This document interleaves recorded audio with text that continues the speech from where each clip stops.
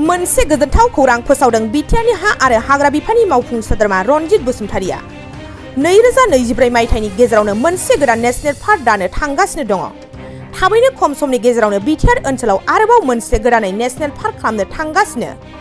प्रमद बर'नि दैदेननायावनो रायमना नेशनेल पार्कखौ दानो हाबाय।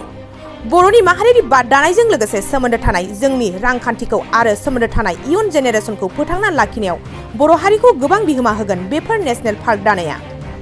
बेफोर बाथ्राखौ क'क्राझार जिल्लानि खुंगा 55थि थान्दै जखनथाइ खुंफुंनाय हाबाफारियाव इएम रनजित बसुमतारिया बाहागो लानानै खौरांगिरिफोरनि सिगाङाव बुङो। बिथां मावफुं सोद्रोमा रनजित बसुमतारिया खौरांगिरिफोरनि सिगाङाव लाइमोन देरफुनाय सेंग्रा सिख्लाफोरखौ खावलायदों जौ जुवा गेलेहोनाय राजखान्थिगिरिफोरनिफ्राय जानगाराव थानो थाखाय खावलायदों। खौरांगिरिफोरनि सिगाङाव मा बाथ्रा बुंखो आबुङै मिथिना लानि फै। मोनदों दुलाराय बर' फरायसा आफाद क'क्राझार जिल्लानि जा बे मोनसे 55थि थान्दै जखनथाइ हाबाफारि बेवहाय आंनि मोनसे सावरायमेलाव आंखौ आलासि बेखेवगिरि आलासि महरै लिंहरदों आरो बिनि मेइन टपिकआ जादों रायमना नेशनेल पार्कनि संरैखा आरो बिनि साखाथि फाखाथि थानाय प्रिन्स एरियानि मानसिफोरनि थांना थानायनि राहा लामा बा बेयाव माबायदि गोहोम खोख्लैनो हायो बिनि सायाव बाथ्राया खोब रंजाथावना जे जोंनि नैबे रायमना हालामनि बा जलायस्रि हालामनि बा कसुगाव हालामनि जोंनि रायजो राजाफ्रा जथायै खौसे जानानै जोंनि जारिमिनारि जा इम्परटेन्स आरो जोंनि दा मिथिंगानि समायना रमायना मिथिंगाखौ संरैखा खालामनाय बेखौ लानानै जों जेब्लायबो सांग्रां जादों आरो बे हालामा बेखौ संरैखा खालामनो हानायनि थाखाय आं खोब आंनि गोरबोनिफ्राय गोजोननाय मोनदों आरो जोंनि मानब गेदेर प्रमद बर' बिथांनि दैदेननायाव जोङो बे रायमना नेशनेल पार्कखौ दानो हाबाय आरो बावैसोनो जों मोनसे बे बोसोरनि गेजेरावनो 2024 मायथाइनि गेजेरावनो मोनसे नेशनेल पार्क दानो थांगासिनो दङ। आं बेखौ दा बिनि मुंखौ बुंथ'लिया। खोब गोख्रैनो जों बे नेशनेल पार्कखौ दागोन। थामहिनबा जोंनि बर'नि माहारियारि बाद दानायजों लोगोसे सोमोन्दो थानाय जोंनि इक'नमिखौ सोमोन्दो थानाय जोंनि जोंनि इयुन जेनेरेसनखौ फोथांना लाखिनायनि लामाजों मिजिंजों जोंनि जा नेशनेल पार्क दानाय बे नेशनेल पार्क दानाया स्पेसियेलि बर' हारिखौ गेरेमसा हारि दानायावहाय मोनसे बिहोमा होगोन बेखौ जोङो फोथायनानै जोङो खामानिखौ मावलांगासिनो दङ।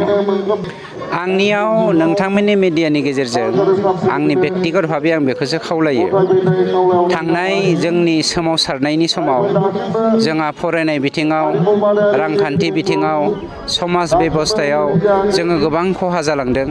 बेफोर खहाफोरखौ सुफुंनो जोंनो गोबां समनि गोनांथि जागोन। अब्लाबो जोंनि दिनैनि बे देरफुनाय सेंग्रा सिख्लाफ्रा जोंनि माखासे मानसिफोरा बा सुथुरफोरा जानो हागौ बर'फोरखौ जौजों ड्राग्सजों माने गेलेहोनानै हारिखौ गाहायाव हायलांहोफिननो नाजानाय बेफोरबायदि गोबां राजखान्थिगिरिफोरबो थानो हागौ।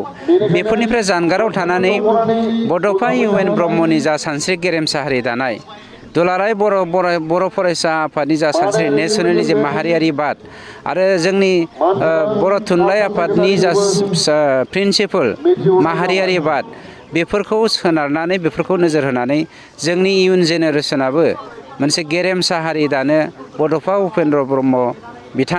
उपेन्द्रनाथ ब्रह्म बिथांनि जा सिमां बे सिमांखौ मोगथां खालामनायनि थाखाय खामानि मावनांगौ।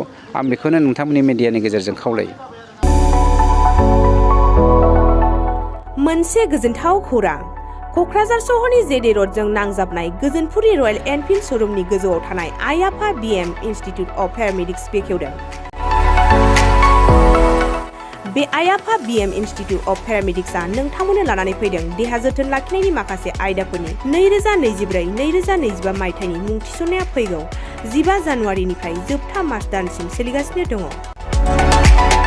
10+2 नि उथ्रिसारनाय बिजाथि एबा फरायसाफोरा बे पेरामेडिक्सआव गावारि सोलोंथाइखौ लानो हागोन। क'क्राझार सहरनि गोजोनपुरि एबा गांजिमा बाजारजों नांजाबनाय आइ आफा बिएम इन्स्टिट्युट अफ पेरामेडिक्सआ नोंथांमोननि थाखाय गोदान मुं थिसननाय आयदाफोरा जादों medical laboratory technology, first aid patient care and assistant nursing, OT technician, ICU technician, radiology technician कर्सखौ 2 बोसोरनि गेजेरावनो आबुं खालामनानै BSS डिप्ल'माखौ लानो हागोन।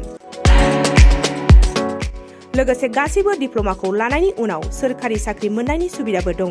जुदि नोंथांमोनहा बेफोर कर्सनि थाखाय गोदानै मुं थिसननो गोसो दङब्ला आइ आफा BM इनस्टिट्युट अफ पेरामेडिक्सनि नैबे जानबुं नम्बर 9395899391 एबा 8638391746 आव थोंजों सुलाद लाहरनो हागोन।